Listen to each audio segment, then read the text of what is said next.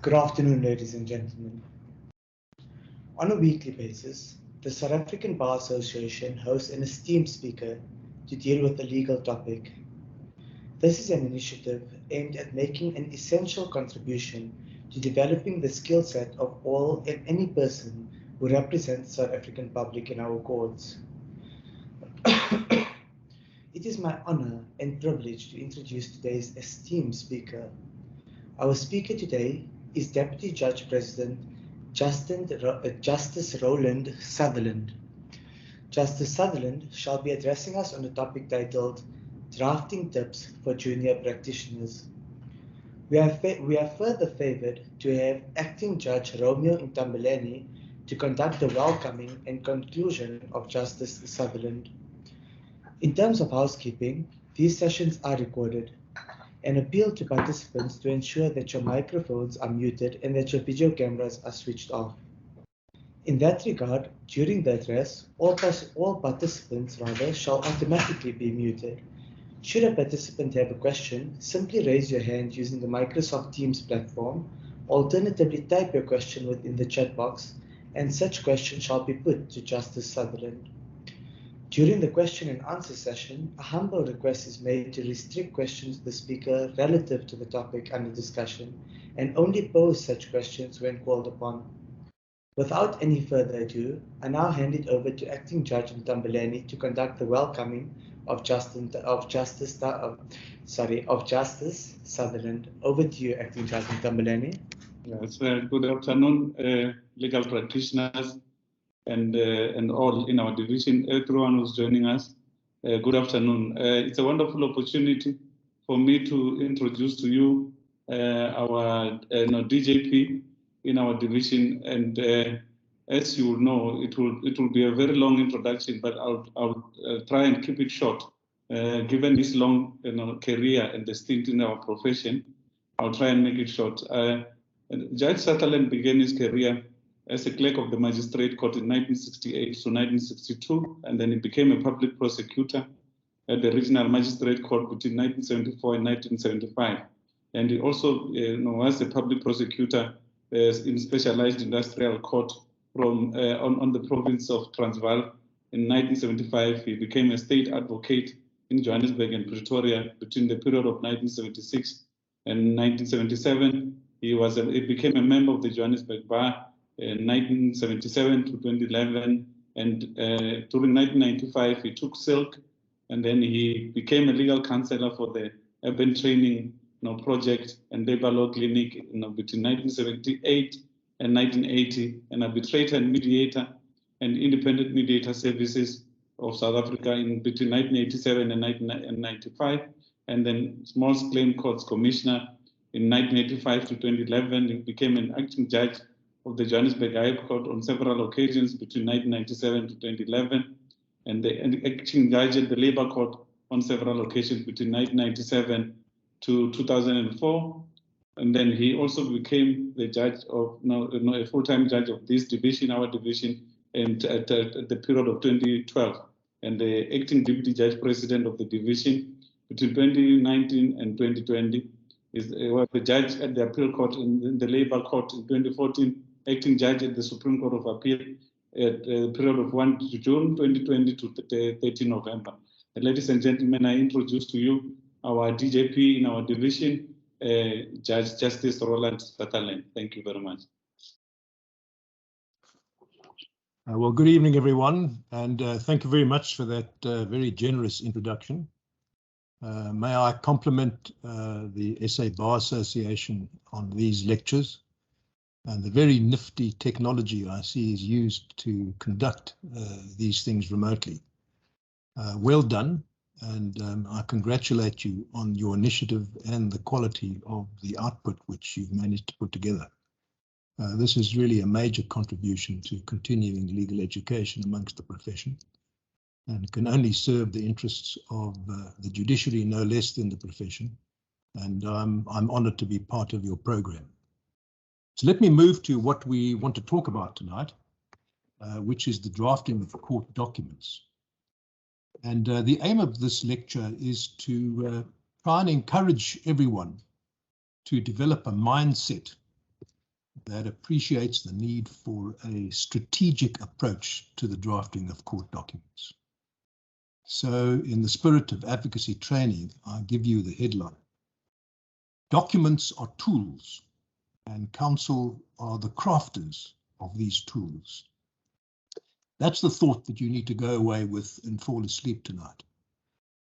This is one of the most critical insights into this particular aspect of professional practice, because everything that you write and transmit for use in a court is not some end of a process event. It is the beginning of a process. And your documents are tools which you have to use in court and which the judges and magistrates have to use in court. And so you need to create them and shape them in order to have that effect. A crafter of a tool clearly must understand what the specific job in hand is. And that's one of the themes I'm going to hammer away at tonight, is that counsel have to be reflective. You need to think carefully about what you're doing. Don't be hurried. Don't be hassled. When you produce something of professional quality, it deserves a second look, it deserves a check. And those who will be the recipients of your advocacy, the consumers of your advocacy, such as judges and magistrates, are entitled to expect you to have done a professional job in presenting to them what they need in order to do their jobs. This tool that we're talking about, and we'll get to what those documents are presently, has to work for you and it has to work for the court. If you can get it right to work for both of you, you will be halfway home to presenting the kind of presentation that will build your careers, because you will achieve market credibility through the judges and the magistrates learning that you are an exemplar of professional work, and they will have confidence in you to present professional work when you visit them again and again. So now in concrete terms, what are we talking about? Here are some generic considerations, and we'll drill down into the detail a little later on. First, you need to draft the particular document with your mind focused on how you will use it in court. That is to say, the tool. That's the point I've been making up to now. Secondly, do not draft a document that you do not understand. You must understand your own case before you start drafting. You can't just plow into a document and waffle along hoping that the point will emerge somewhere. You are engaged in an exercise of analysis and exposition. And those are watchwords you need to engrave on your forehead in every document that you create. You are not writing a novel. There is no value in a surprise last chapter. What you're doing has to be clear from the beginning to the end. One of the areas where a failure to appreciate this is most evident is typically in RAF claims, where plaintiff's counsel draft the details of the basis for damages, where they just lift text out of the doctor's report without any comprehension as to what this jargon means, and produce page after page of waffle that no one understands and no one reads, because it is too arcane, too dense, and too obscure for anyone to make use of. It's a habit that you must escape from. Don't take shortcuts by simply replicating text which is given to you. You must understand it. You must rework it in language that you will understand and you will be able to defend when you stand up in court. Don't just pour jargon out of a jug like treacle into a cup. Thirdly, you've got to structure your document so that it's coherent and that you can navigate your way around it. If you have to fumble your way through pleadings or through affidavits or through your heads of argument, so will the judge, and it will really undermine the very purpose of you being in court and using this particular document. You must be sure that what you've drafted is an accurate reflection of your instructions. Now, it's an occupational hazard of counsel that frequently they get inadequate instructions. Do not skimp on getting adequate instructions. You must note them properly if you take them from a client yourself, or if your attorney sends you instructions and they are blanks, or they are fragments, or they are inadequate, or they overlook things. Do not be too timid to go back to your attorney and expect better instructions. Sometimes junior advocates, particularly in your first couple of years, assume that attorneys know what they are doing. That is not an assumption that you are entitled to make, no matter how senior the attorney is. The very existence of the counsel's role is to check and protect the attorney from any oversights which may take place, however experienced that attorney may be. Your job is to have your attorney's back, and you do that by being bold in pointing out deficiencies which you see. You will build market credibility with your attorney by being bold enough to do so. You will win no kudos by simply being a minion that carries out the attorney's instructions uncritically. Next, you have to ask whether or not what you've drafted is unambiguous. Frequently, that's overlooked, often because one is hurried when drafting something. It's a terrible, terrible danger. Drafting ambiguous documents in pleadings will provoke exceptions. In affidavits will provoke embarrassment when it comes to arguing whether or not you have covered a particular point or not. And particularly if it's better dealt with in the answering affidavit and you want to come back with some better articulation of the point you haven't made properly in the founding affidavit. You must be very careful about that. Next is what you have drafted. Is it contradictory? Especially in relation to the annexures which are attached to pleadings. When you have pleaded an agreement and you've attached the agreement, is what you have said in the pleading a true reflection of the terms of the agreement? It's no good just quoting text and then overlooking the implication of a particular paragraph in the agreement that has a material bearing on what you've said. You must understand the whole agreement so that you can accurately reflect what the agreement is and not misrepresent what it is. Because you cannot succeed on that basis. You will be found out and it'll be an embarrassment. The next thing you need to check is whether or not you've padded your document, typically in an affidavit, with unnecessary waffle.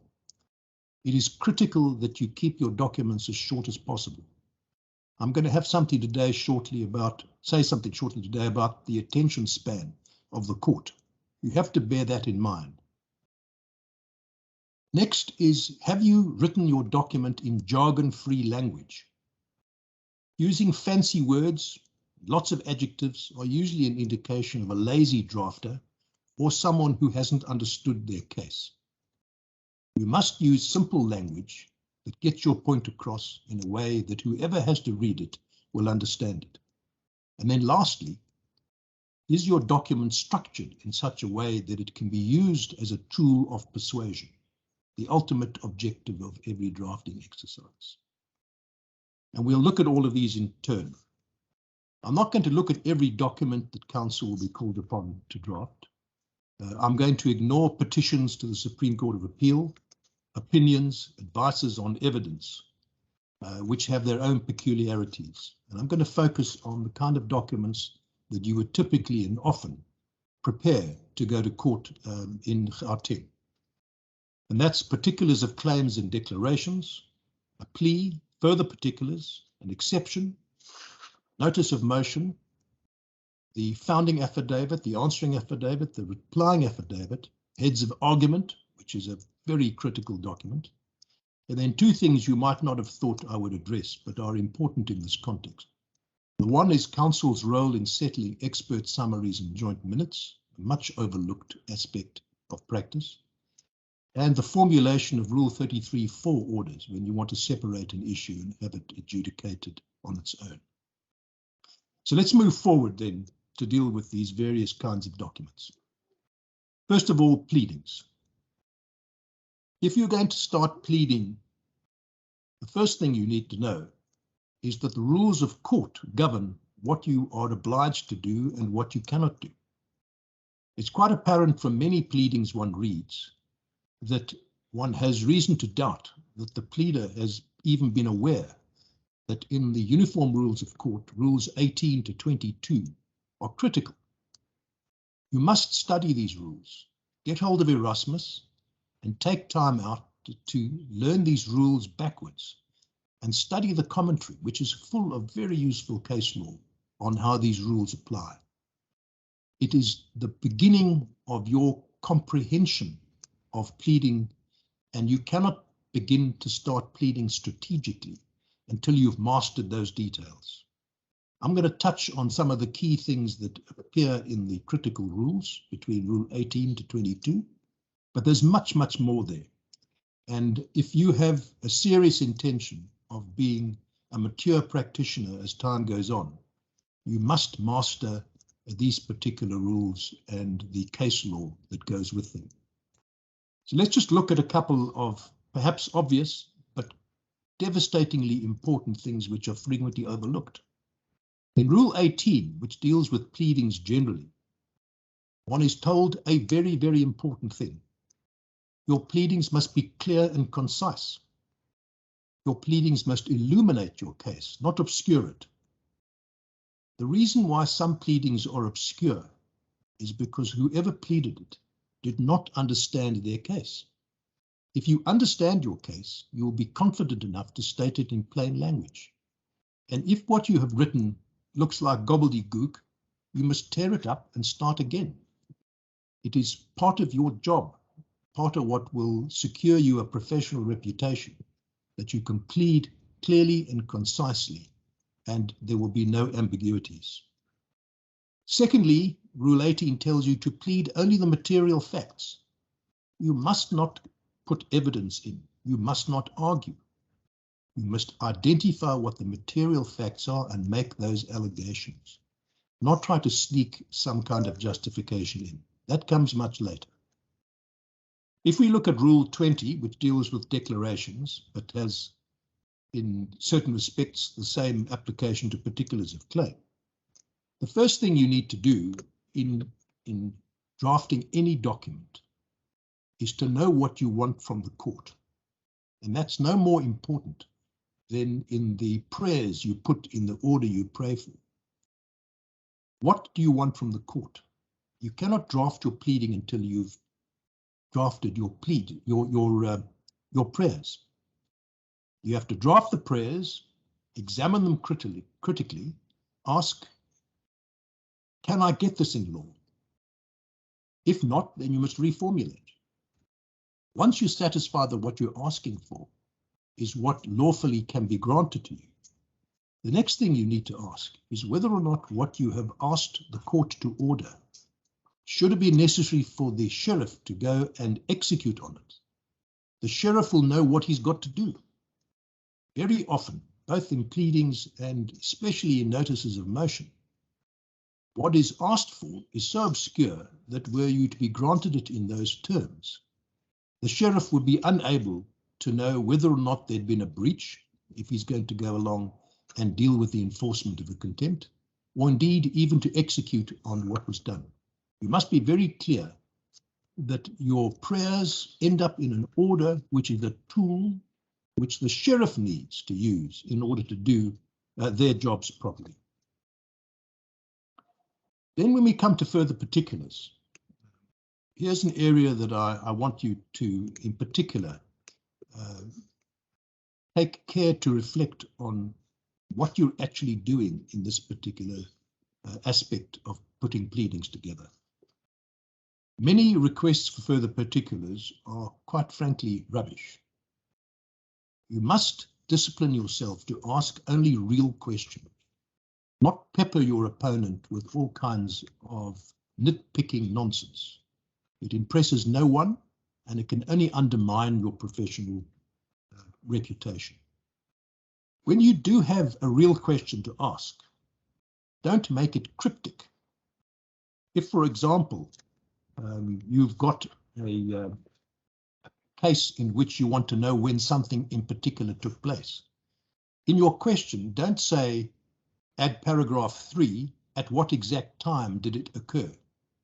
Because when the reader of your request sees that, it has no idea what you're talking about, and you now have to read the particulars of claim in conjunction. Make it more reader-friendly by framing it rather this way. Add paragraph 3, at what exact time did the fire alarm go off? Then the reader comprehends what is necessary. Make it user-friendly. When you have intelligible requests, you can then demand intelligible responses. And the same point I make here about the question is even more important about the answer. Don't give cryptic answers that are meaningless without cross-referencing to the particulars and to the request. Formulate the answer entirely.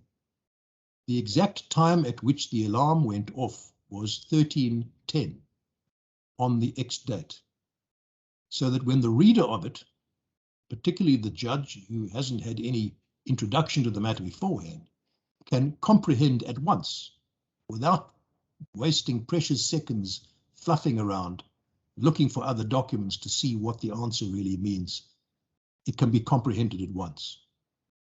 One of the really good ideas, not used often enough, is particularly when there are a lot of particulars, long pleadings and further particulars, is to create a table on an Excel spreadsheet where all the averments in the particulars of claim and the averments in the plea can be tabulated side by side.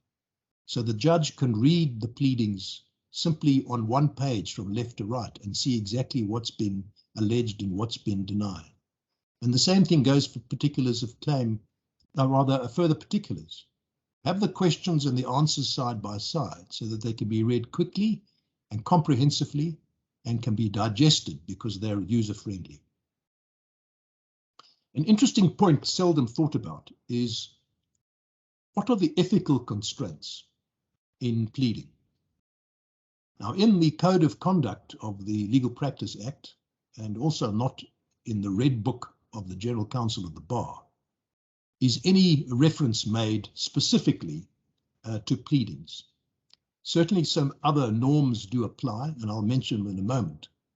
But one of the things that you need to bear in mind is that from time to time, there are ethical considerations in what you need to say or not say.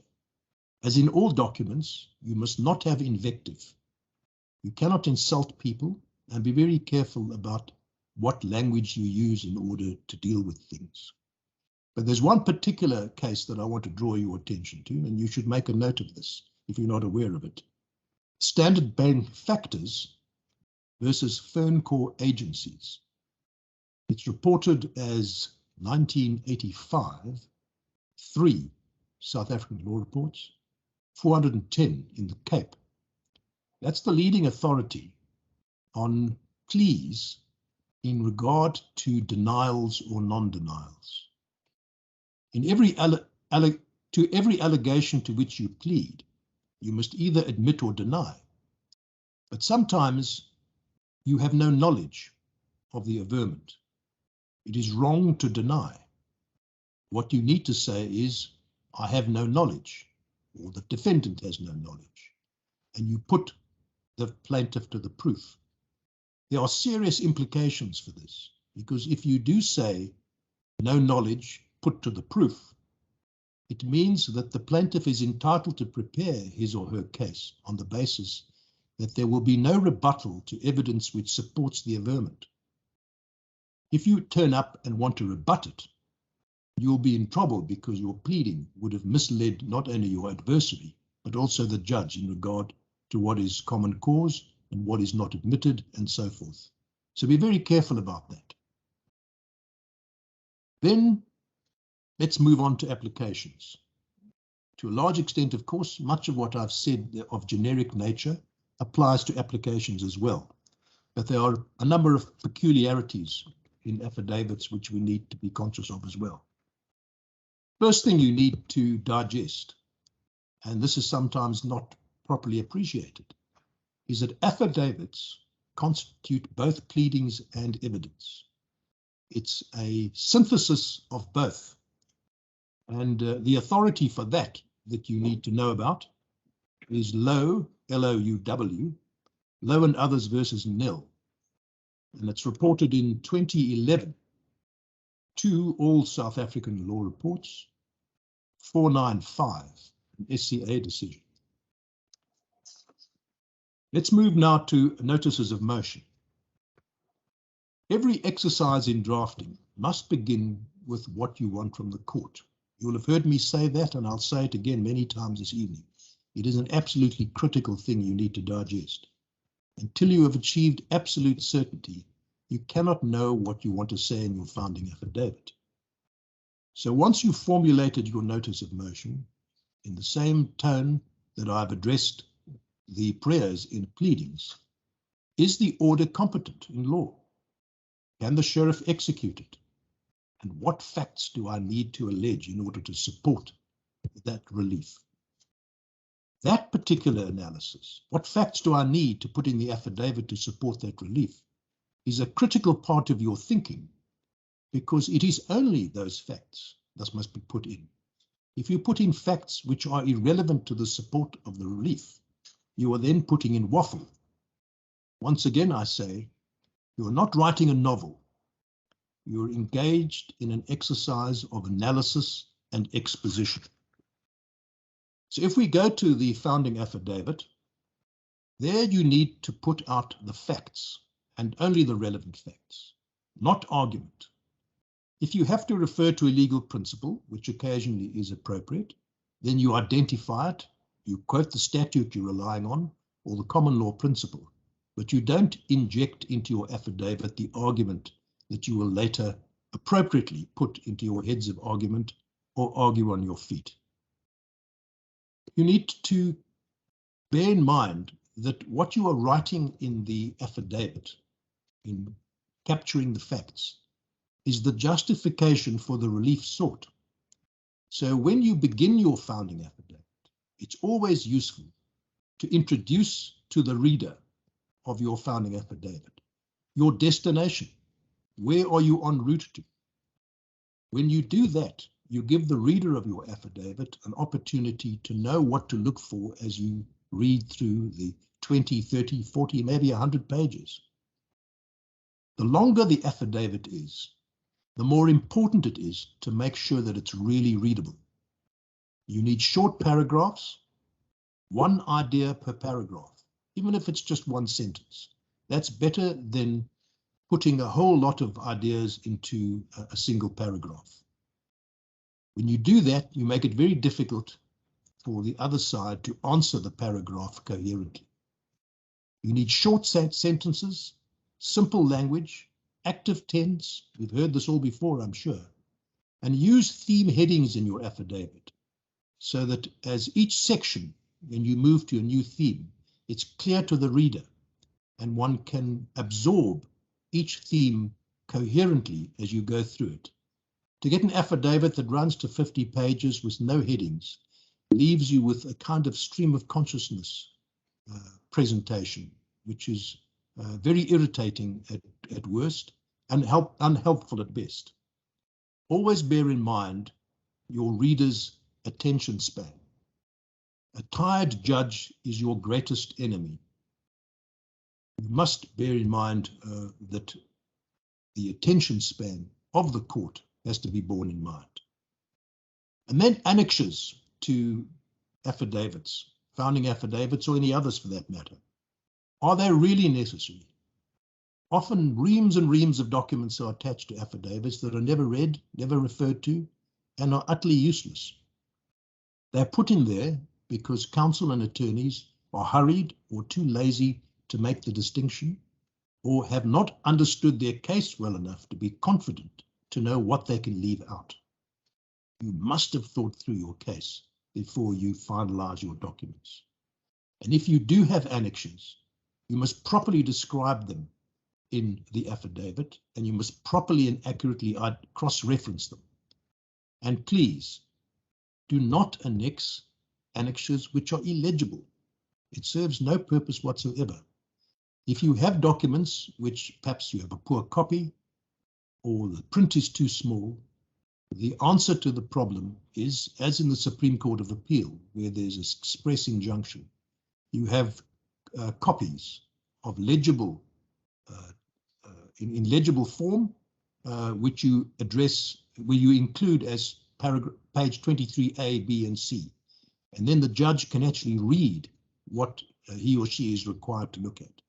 Because an illegible document, which you need to have read in relation to what you say in your affidavit, cannot be read, and the point you want to make will be completely lost.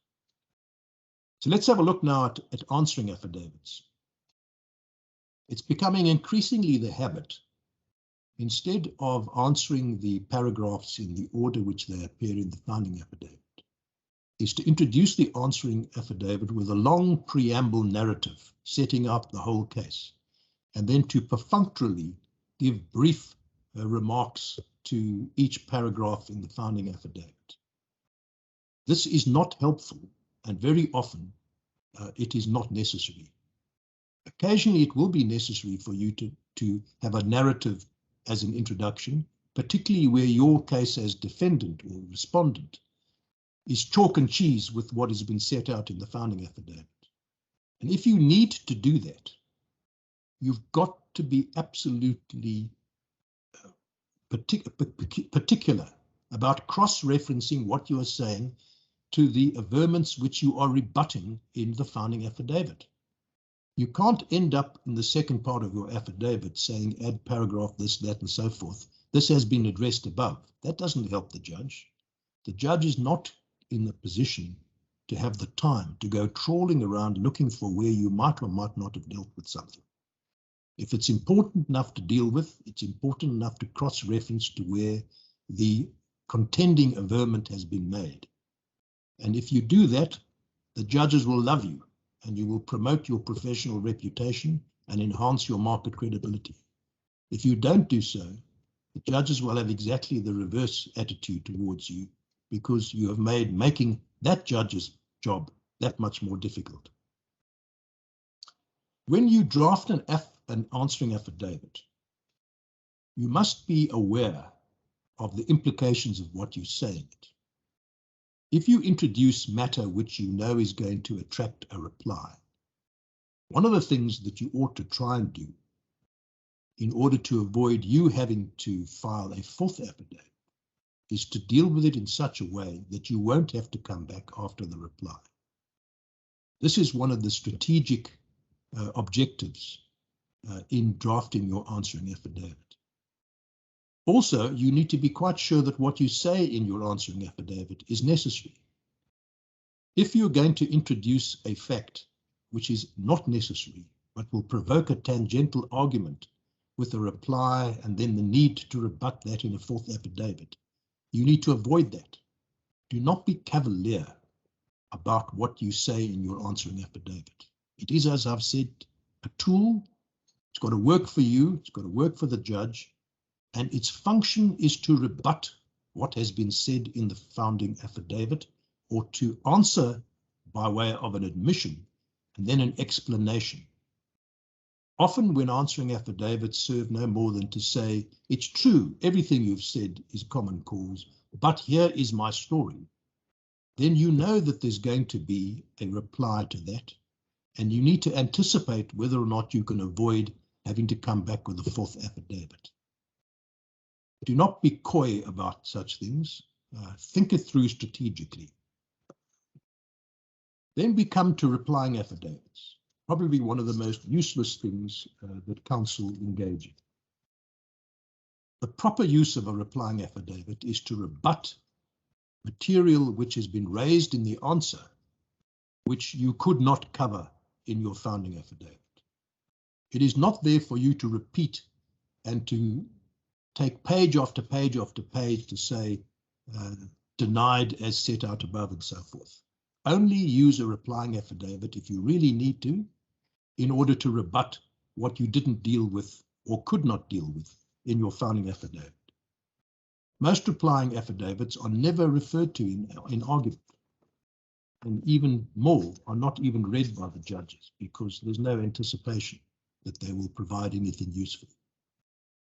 In regard to the point I made about pleadings about ethical considerations, there's one particular case that you ought to know about because there's a liability which you expose yourself to when you settle affidavits. You cannot settle an affidavit, whether you're an attorney or counsel, by putting into it facts given to you by your client, which you know as a fact are untrue. We don't have to believe our clients. In fact, it's wiser never to believe clients. But if you know something is said by your client to be untrue, as distinct from merely suspecting that it may be untrue, you may not put it in. And if there's any doubt in your minds about that, go and read this case. Van der Berg versus the GCB.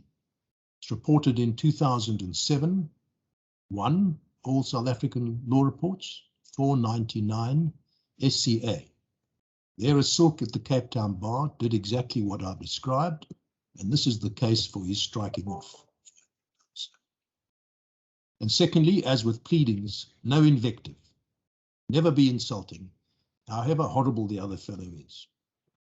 Strategically, last word on applications, remember there is no onus in applications. Don't draft documents in applications on the mistaken assumption that the onus applies. Bascon-Evans is the case you need to know backwards, and if you don't remember what Bascon-Evans says, go and read it every time before you draft an affidavit. It's absolutely critical to getting across your point properly and sustaining your professional reputation. I'm now going to move to heads of argument. Heads of argument are a critical tool for all the reasons which I have already enumerated. But what's particularly important about heads of argument is that they win cases. Good heads win cases, bad heads lose cases. And you need to inscribe that on your forehead. But now the content of a good heads, what does it have or what doesn't it have? For starters, good heads are not decorated by a plethora of authority. In 2021, no one needs to know what was ever said in Griqualand West local division. If you have a proposition and the Constitutional Court has laid down the principle, I don't need to know what the Transkei Court or the Mpumalanga Court said about it. One case is enough. The top court is the authority you require, and all the rest you can leave out. One of the biggest flaws in heads of argument is the tendency of counsel to offer reams and reams of case law and neglect the facts. The most important part of heads of argument for a judge is how counsel deals with the facts. If you don't deal with the facts properly, the judge has to go and do that exercise, him or herself. And if you want your propositions to be accepted and to be persuasive, you need to present to the judge in your heads of argument your analysis of the facts. One of the areas where this is appallingly done on a regular basis is in criminal appeals from the Magistrates Court, where counsel give us cut and paste stuff of apple pie order, but hardly tell us anything about the facts, especially on sentence. To know what various statutes say and what the minimum sentences are, etc., and what Hammurabi had to say about it, is of no value whatsoever. What one wants is a considered and mature evaluation of the facts so that one knows why the particular principles which are relevant ought to be applied in a particular way. One of the most useful tools as an annex to heads of argument is a chronology. And a proper chronology is one which refers to the events in a neutral fashion. Don't try to make your chronology part of the argument. Properly cross-references it to all the papers, both yours and to your opponents, and the best kinds of chronologies are the ones where both counsel agree on it. So they're a joint neutral chronology. It's very irritating to find two sets of chronologies because counsel have wanted to slip in their own slant on events, and so no one can agree on a particular version. So that's generically what we're looking for in heads of argument. Now let's look a bit closer on the content. Heads of argument have three parts. First part is the beginning. And here, once again, if there are only a few things you go home with tonight and fall asleep with, remember this. The first part of a heads of argument, when you introduce what you're going to argue about, you want to tell the judge where you're going. And you need to pose to the judge the very questions that you are asking the judge to decide. Once you've told the judge that, the judge knows what to look for as the rest of the heads are read, and when he gets down to reading the record or the affidavits, he understands the propositions which you have asked to be decided, and he or she knows what to look for. It's absolutely critical that you do that at the beginning part of the heads so that it becomes a usable and effective tool. Then we have the middle part. There, the facts have to be captured, the critical facts. There must be accurate references to the record. Very often, there's very poor proofreading, and we get the wrong reference to the wrong paragraph. Check for accuracy. Get your attorney or your junior or a colleague or a clerk to check the references for you, because often there's an inadvertent misrepresentation and you can create the wrong impression, especially in regard to appeals, where lots of evidence covering the similar point occurs, and sometimes there's a mistake in referring to one passage that alludes briefly to what you want to say, but the critical passage is somewhere else. As far as the law in the middle section is concerned, do not quote trite propositions. No one reads it. We all know what the test is for interpreting a contract. You don't have to cite Judge Wallace's dictum to us anymore. We all have it imprinted in our memories.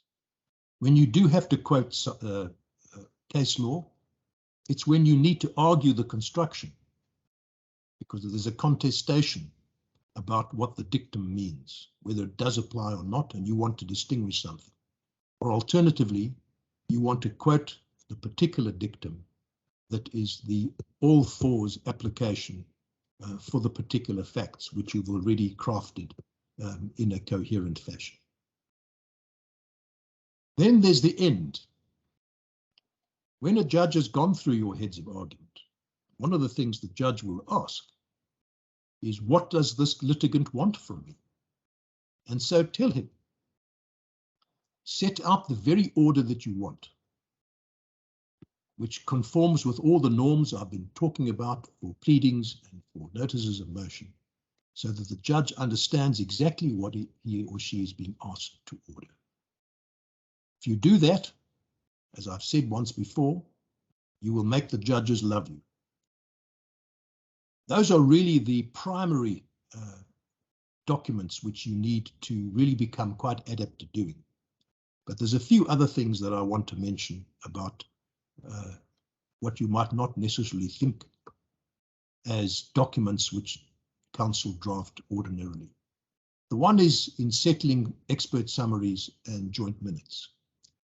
This is particularly important in our division because our Directive 1 of 2021 deals with what you need to present both in case management hearings and at court as regards expert summaries, which have to be in paragraphs and cross-reference to other expert summaries, and the joint minutes have to conform with having set out exactly what is agreed, what is disagreed, what is clinically observed, what is an inference drawn.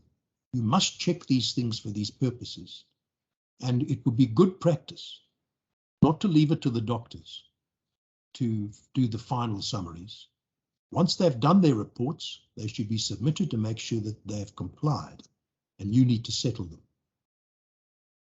Then the last document I want to refer to is Rule 33 for separations. They're often very cavalierly done. It's important to formulate them in neutral terms, in the same way you would do at the beginning of your heads. What is the question which the judge needs to answer?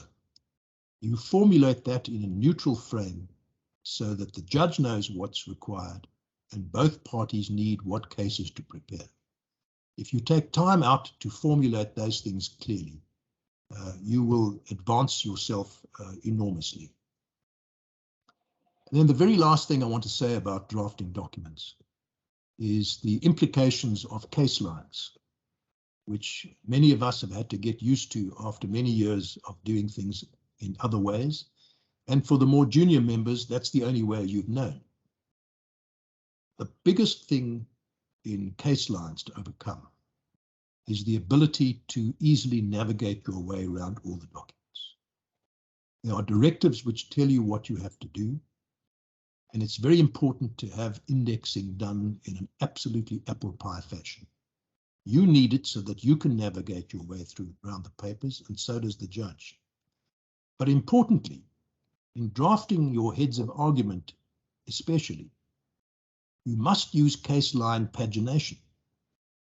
It's no good using an alternative set of pagination or paragraph numbers when that is not how the judge is going to be able to find it on case lines.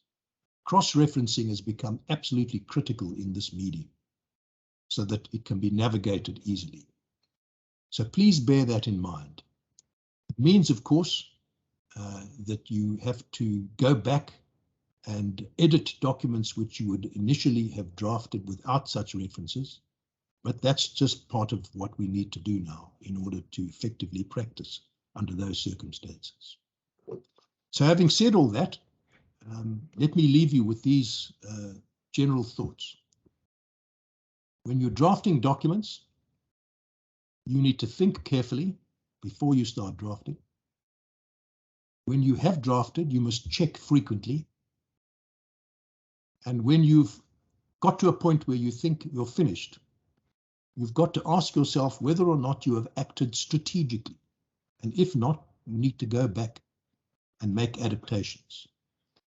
If you do that on a regular basis, you'll find that you will be making good tools out of your documents, and your advocacy will be all the more effective. So good luck with that. Thank you very much. Normally, this program runs from 4 o'clock to 4:30, and then there is normally a Q&A answer. But given the importance of what you were presenting today, there was not even an inkling of a chance that one will interject you in what you were actually assisting. And I believe that all that who have ears will have actually heard, and they will use this because we have a recording to actually cross-reference while they are actually doing their work. And then for now, we'll ask you if it's possible for perhaps an extra 15 minutes of question and answers. And then if we are done, then we will then be all excused. But thank you very much for such wonderful presentation that you presented today. And we also look forward to hosting you also in future as well. Thank you very much. I'm happy to stay on as long as there are questions. So I'm not in a hurry. Okay. And now I hand over to AJ. Justice Sutherland, speaking on behalf of the South African Bar Association, all the participants, as well as those that will be watching your address at their leisure, I can confidently say that your address was remarkably informative. I have now opened the platform for a brief question and answer session. By way of reiteration, to those participants that have a question, simply raise your hand using the Microsoft Teams platform, and when your name is called, simply allow your mic and or your video to pose your question directly to Justice Sutherland. Alternatively, you may type your question within the chat box, and such question shall be put to Justice Sutherland. I shall initiate the question and answer session. or a comment, and thereafter a question. My comment is in relation to the use of plain language. I refer you to a submission made by Acting Judge Ntambalani during his address on the 24th of June 2021. Acting Judge Ntambalani submitted that it is important that the message in pleadings is delivered in a proper and plain language. He further submitted that the days of legal jargon are over and we are moving into a future where the legal principles must be brought down in a language that people will understand. Accordingly, your submission in that regard is concurred by Acting Judge Ntambalani, and I humbly request that Acting Judge Ntambalani elaborate further on his previous submissions in this regard. Moving to my question. My question relates to the position in law regarding the limitation of the discovery rules of court against the right of access to information.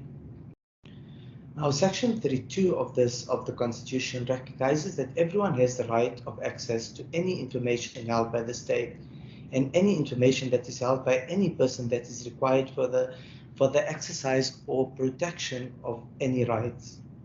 The Promotion of Access to Information Act was promulgated to effect, or rather to give effect to the realization of this right.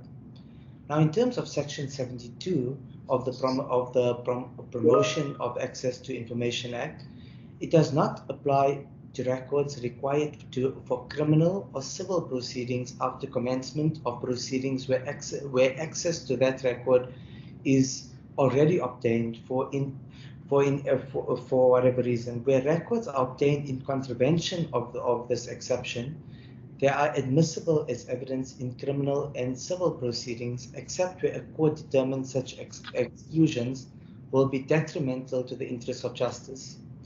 Now, my understanding is that the reason for this exception is to allow the law of evidence and civil procedure to apply to criminal and civil proceedings. In civil litigation, part of the process after close of pleadings is to request documents for discovery. A number of cases have suggested that the Promotion for Access to Information Act was never meant to be invoked as a replacement to the discovery procedure. Now, while the jurisprudence from the courts have ultimately found that the Uniform Rules of Court is an exception to the scope of the Promotion of Access to Information Act, a minority judgment of the Supreme Court of Appeal in the Unitas vs. Van Wyk case, if I'm not mistaken, has suggested that the distinction on when the Promotion of Access to Information Act or the Uniform Rules of Court should apply, which are not that clear.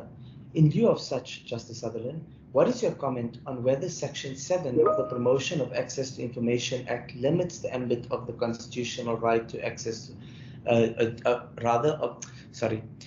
let me rephrase, on whether Section 7 of the Promotion of Access to Information Act limits the ambit of the constitutional right of everyone to access information? Well, my short answer is I haven't thought about the question and I don't have a considered view. What I am aware of is that the law is in a state of flux. What I do foresee is that the contestation between the scope of discovery and the scope of PIA is probably going to be resolved when the Constitutional Court has to examine whether or not there will be certain forms of information that fall between two stools and whether or not there is any abuse present. My saying that is based on the fact that that's the way I understand the Constitutional Court's approach has been to other procedural considerations. They will endeavour to keep it an open question and to have the ultimate answer reside in a discretionary zone in order to avoid any failure of the interests of justice. Now, the interest of justice doctrine has been used over and over again by the Constitutional Court to open up places which were previously shut. And that is the most likely doctrine on which they will start poking around in this particular area. But as far as a direct answer to your question is concerned, it's not something I've worked through, and I can only really offer those thoughts as a generic response. to where I think the development of the law is likely to go. Thank you so much. For me, just to comment on what you have actually said, I think we cannot replace reading from lawyers. Reading helps you in understanding your case, and we have seen it most time in papers where people are using Facebook language and social media languages, and that is completely discouraged. So you ought to read and understand your case, and this is what Justice Sutherland has been emphasizing. For young and up-and-coming lawyers, there's no shortcuts to lawyering. If you don't want to read, go somewhere and do something else. Go and open a barber shop and cut hair. Here is about reading and understanding your pleadings. And as much as you want to be heard by the court and to be listened to the court, you must present a coherent argument based on what Justice Sutherland has been saying, that when you have properly prepared your case, it's going to be very much easy for you to actually present it in court. Don't try and use Latin where it is not necessary, and try and be fancy and use an 1800 language thinking that you're going to impress your opponent and raise unnecessary objections. This is not a soapy. It's a real court. You don't wear that gown just to impress your friend. You must be worth the gown that you're actually wearing. That's all I'm going to say. Thank you. Thank you so much on that comment, Acting Judge Ntambuleni. Justice Sutherland, there's a question from, please forgive me for my pronunciation, it's Velikazi. I'm going to read it verbatim. Dear Judge, is it more appropriate in heads when applying case law to deal with each point and of fact of your case under that part of relevant law, or is the judge's preferred position that all the case law be in one section and application be begun after that? I appreciate your response. Yes. There's no real rule on that. What I think you need to do is to develop a sense of strategic awareness. Sometimes it will be helpful if you deal with all the facts in one section and all the law in another section, but not necessarily so. You may deal with, let's say, 3 or 4 factual issues where there's a contestation with the other side, and you may want to invoke a legal principle to assist you in some or all of them. Then you would cite the relevant law in regard to what's been done there. The really key insight, I think, is that you want to deal with each topic coherently, and then when you're done with it, you move on to the next topic. What you don't want to have is your reader have to look in 2 parts of your head to understand the totality of your argument. Sometimes, for example, there's a big legal question which can be dealt with discreetly, and then you can put that in its own section. But where the law and the facts and the application of the law, and whether in fact there's a distinguishing factor which makes that particular case not applicable in this thing, then the place to deal with it is when you've dealt with the facts, because that's one set of, or rather one chain of reasoning which the reader is going through at the time. So you've got to use your discretion, and you can't fit your heads of argument into a one-size-fits-all model. Similarly, the way you would draft your heads in an opposed application is not necessarily the same way you would deal with your heads in an appeal. You have to adapt, and because this is not a slot machine exercise where you can have a tick box approach to how you produce the result. Remember, heads are never a ritual, although sometimes you read heads and you think that's what was intended. You have to adapt each particular tool to the particular job that it's got to do. And there may be differences that are great or differences that are small, but that's the craft that you're practicing. And it's got to be ad hoc and tailor-made to the particular matter. Thank you so much, Sutherland. There's a question from Leon Peter. Leon Peter, you can simply unmute your mic and or your camera. Thank you, AJ.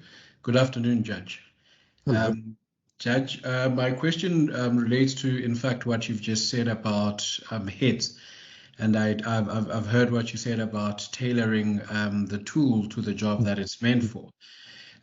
With particular reference to opposed motions, which is what one deals with most often in the High Court, is there, I know there's not a limit on the length of heads, but is there sort of a guideline? I know you'll be guided mostly by the facts of your matter, but is there sort of an estimate where you can stick to the facts and try not to palaver and bore the judge?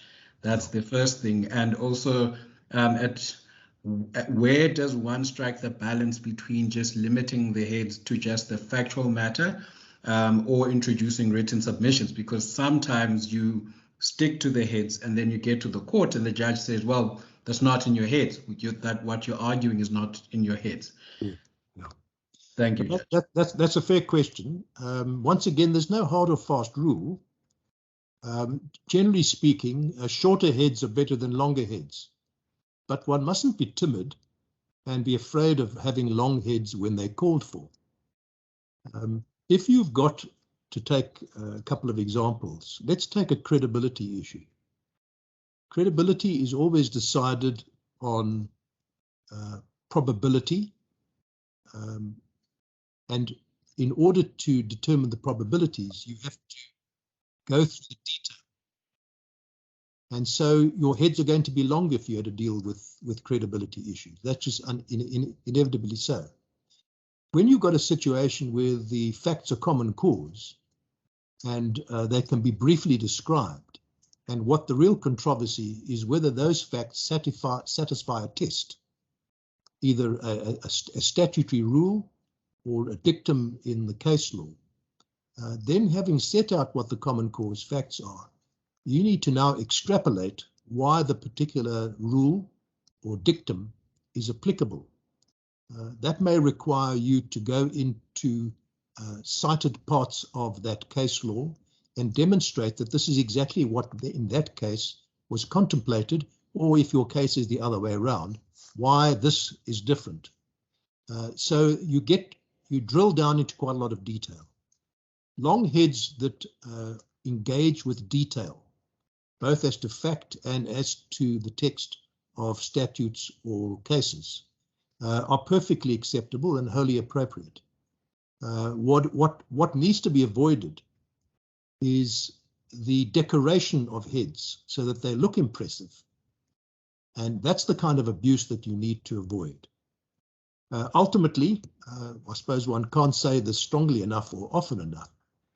The critical thing with heads of argument more than anything else is, unlike pleadings and affidavits, where it is the client's case speaking, in heads of argument, this is counsel's voice.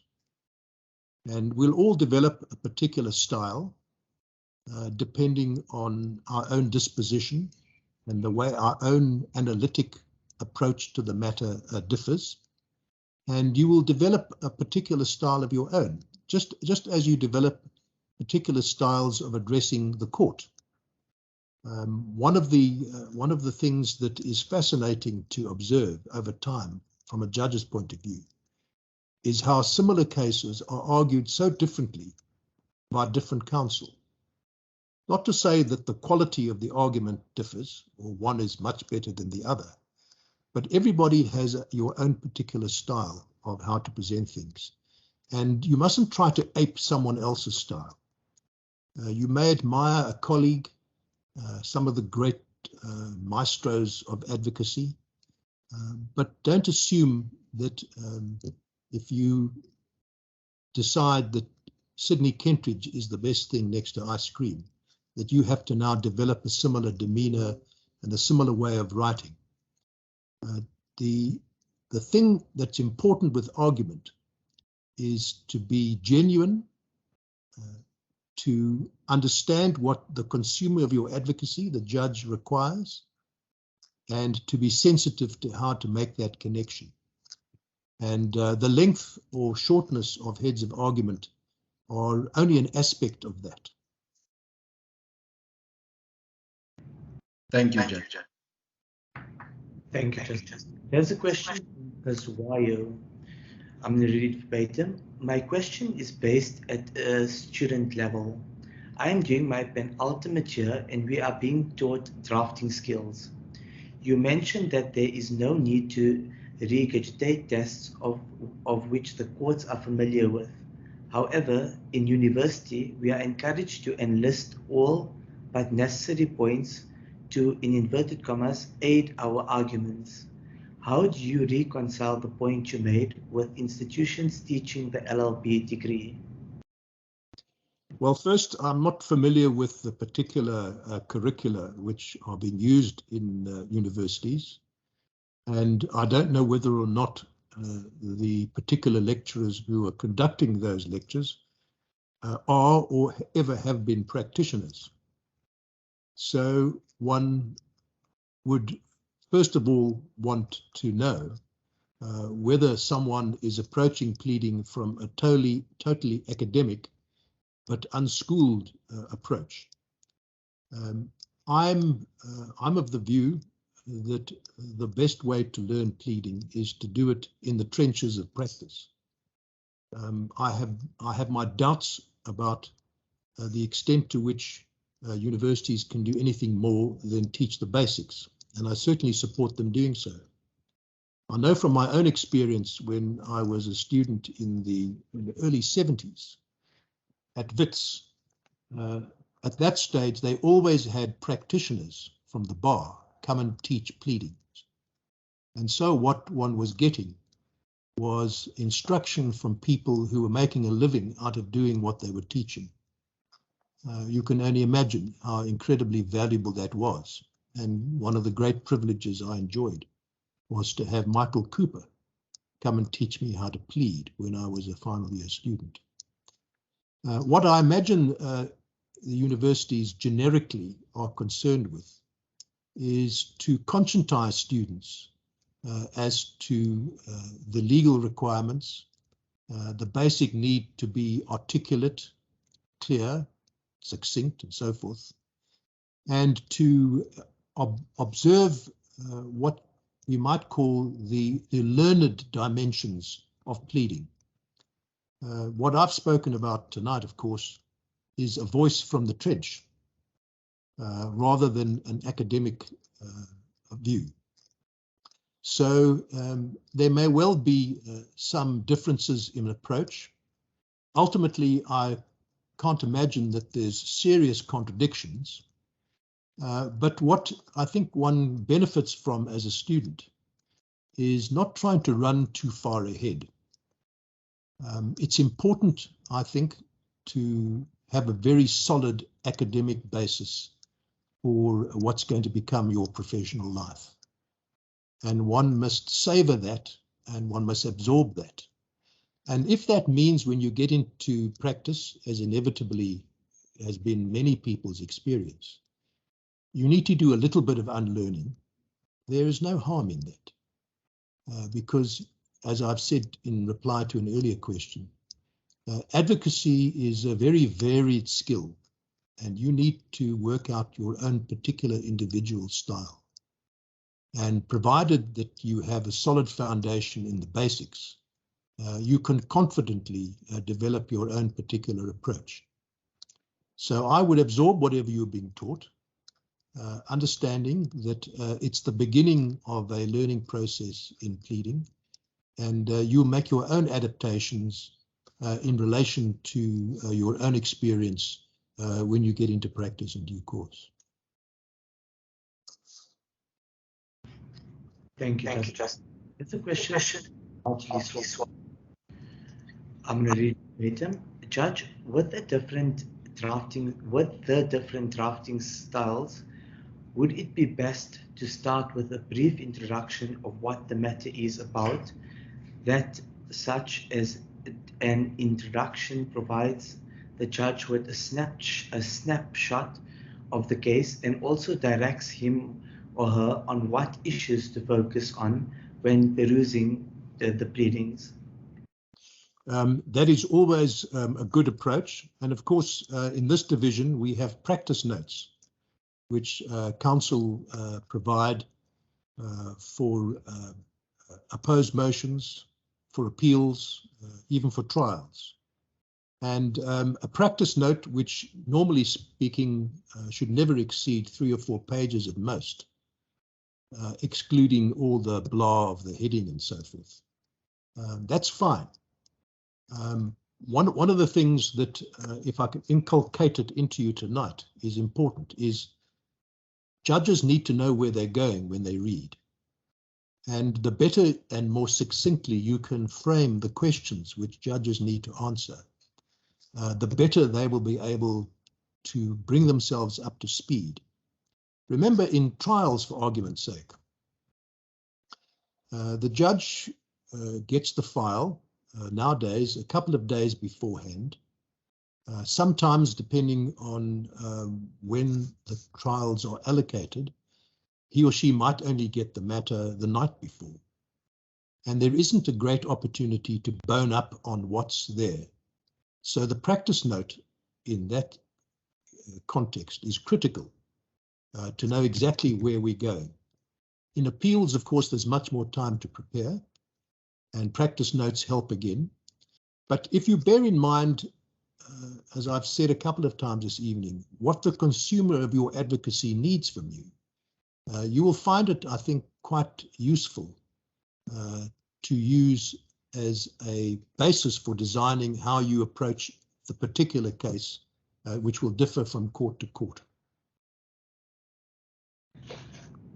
Thank you. There's a question from Bart Ford, or rather 2 questions.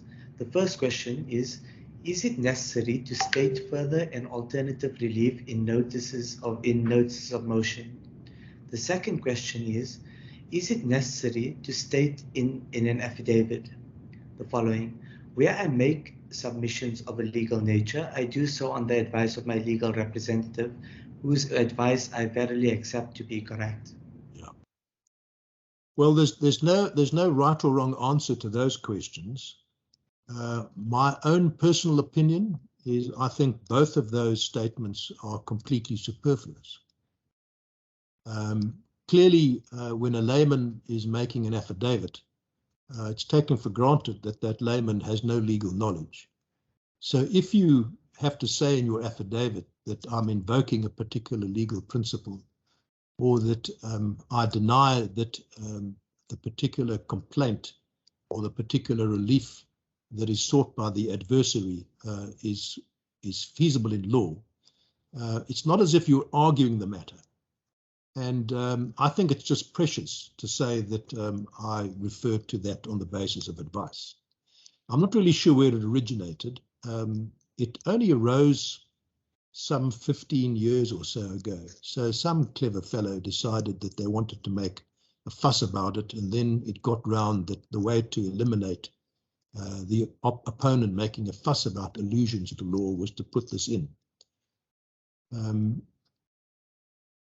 As a matter of being careful, it's become part of the fabric of practice, and I would leave it in simply because it's familiar, and it obviates the waste of time of some clever dick coming along and saying, aha, how can you say this? I want it struck out.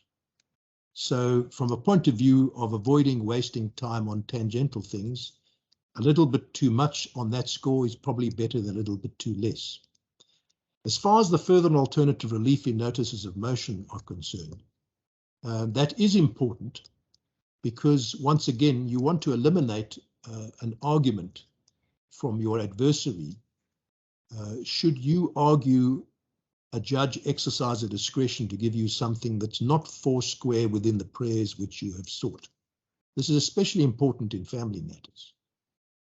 And so I would always have that in as a necessary ingredient.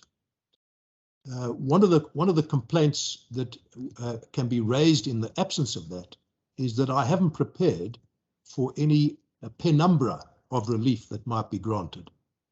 And then, of course, simply in order to accommodate that complaint, which may or may not from some on occasion be sincere, you have further and alternative relief in, and then there can never be an interruption or a complaint that the judge might be asked to massage the relief to have something not radically different, but within the context of what the prayer set out.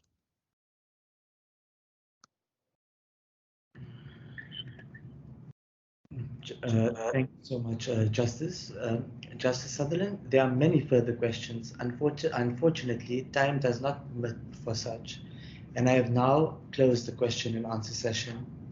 I now hand it back over to Acting Judge Ndambeleni to conduct the conclusion. Over to you, Acting Judge Ndambeleni.